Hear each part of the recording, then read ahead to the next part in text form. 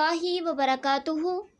میں ہوں حافظہ فاطمہ عباس official YouTube channel کے ساتھ حاضر خدمت ہوں۔ میں حافظ قرآن ہوں اور قرآن پاک کی آن لائن تعلیم دیتی ہوں۔ اگر آپ دنیا کے کسی بھی ممالک سے قرآن پاک کی آن لائن تعلیم حاصل کرنا چاہتے ہیں تو آپ مجھ سے رابطہ کر سکتے ہیں۔ آپ مجھ سے WhatsApp, Twitter, Instagram, Facebook اور اسکائپ کے ذریعے رابطہ کر سکتے ہیں، اور ان کی لنکس آپ کو نیچے دیے جا رہے ہیں۔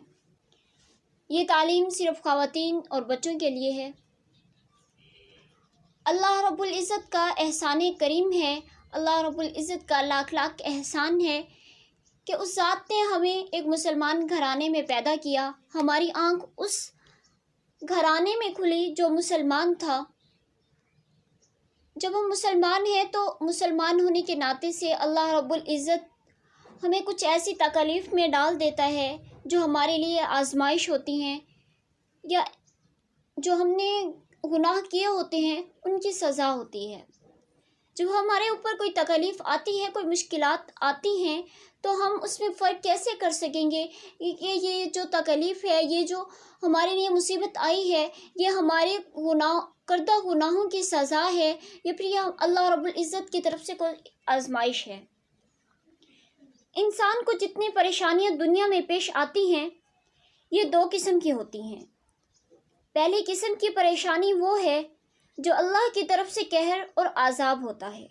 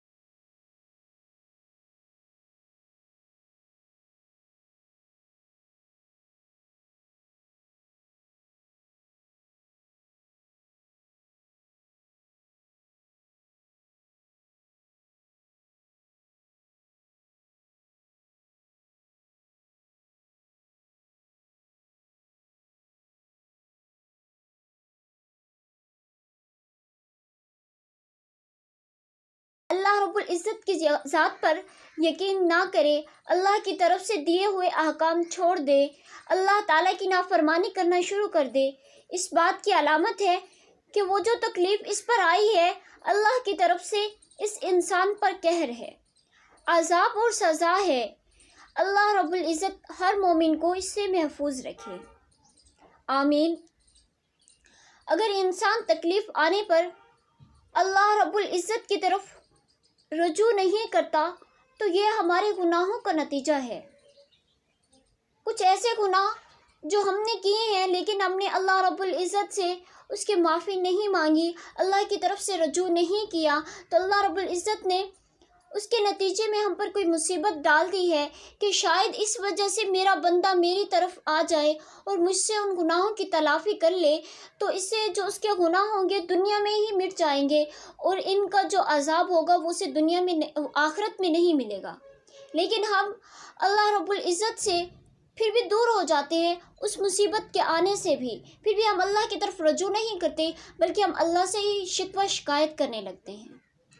تو اس طرح کی جو مصیبت ہوتی ہے وہ ہم سزا ہوتی ہے ان گناہوں کی جو ہم نے کیے ہوتے ہیں۔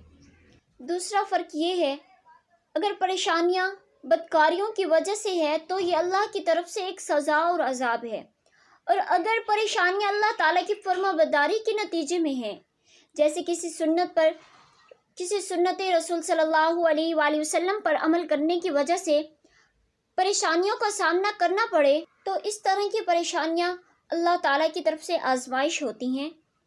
انسان کو ہر پریشانی پر اپنے کردار کا محاسبہ کرنا چاہیے، کیونکہ انسان کو جو مصیبت پہنچتی ہے اس کے پیچھے اس کا کوئی عمل بدکار فرما ہوتا ہے، اور جو نعمت ملتی ہے یہ محض اللہ تعالیٰ کا فضل ہوتا ہے۔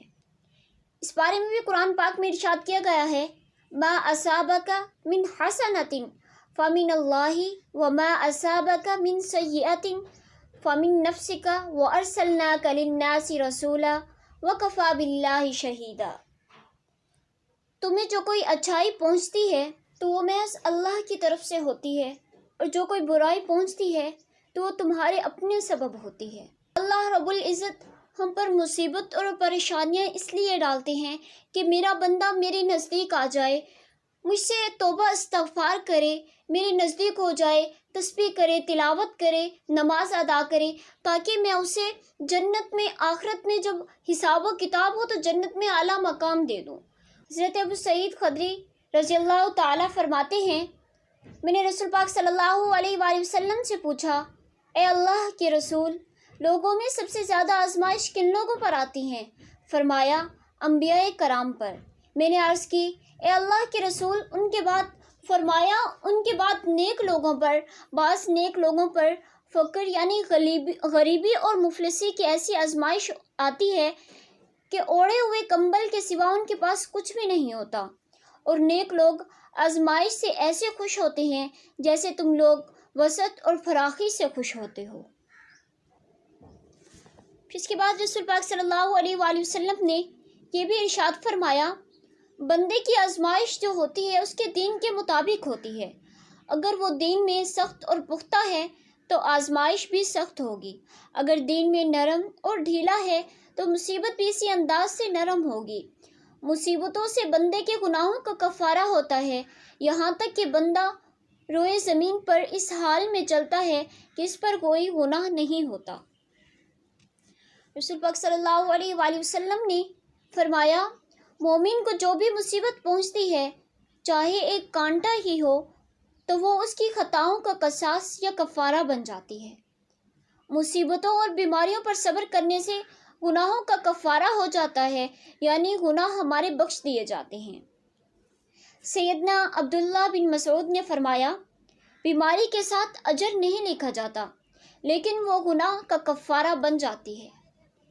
इसलिए जब भी हमारे ऊपर अल्लाह रब्बुल इज़्ज़त से कोई मुसीबत या परेशानी दरकार हो, पेश हो आए, तो हमें अपने अल्लाह की तरफ रजू करना चाहिए।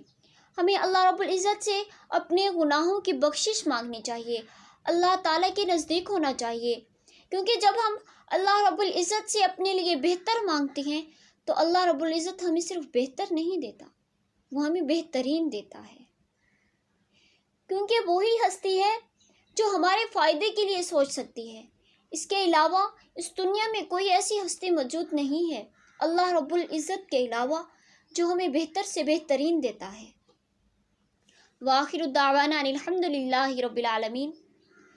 मेरी इस वीडियो को ज़्यादा से ज़्यादा लाइक और शेयर कीजिएगा, अपने दोस्तों और फैमिलीज़ तक ज़रूर पहुंचाइएगा, क्योंकि ये एक सदका जारिया है। अच्छी बात लोगों तक पहुंचाना भी एक सदका जारिया होता है। मेरे चैनल को सब्सक्राइब करना मत भूलिएगा, बेल आइकन पर ज़रूर क्लिक कीजिएगा। अल्लाह आपका और मेरा हम नासिर हो। अल्लाह हाफिज़।